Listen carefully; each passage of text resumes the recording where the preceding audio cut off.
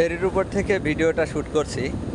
তো এই ধরনের ভিডিও শ্যুট করার সময় সবথেকে বড় যে বিষয়টা মনে হয় আপনার মনের মধ্যে সবসময় ধাক্কা দেবে যে এই বুঝি মোবাইলটা পড়ে গেল, এই বুঝি মোবাইলটা পড়ে গেল। তো তারপরেও খুবই সুন্দর একটি দর্শনীয় দৃশ্য। ফেরিঘাট থেকে আমরা এই মুহূর্তে রওনা হচ্ছি। নদী এখন এই সময় নদী অনেক শান্ত থাকে, নদীতে পানিও কম থাকে। তো খুবই সুন্দর একটি দৃশ্য দেখা যাচ্ছে, যেটা আপনাদের সাথে শেয়ার করার ইচ্ছা হলো তাই শেয়ার করলাম। তবে অন্তরের ভিতরে একটা ভয় আসছে যে মনে হচ্ছে মোবাইলটা যেন পড়ে যাবে, এমন একটা কিছু।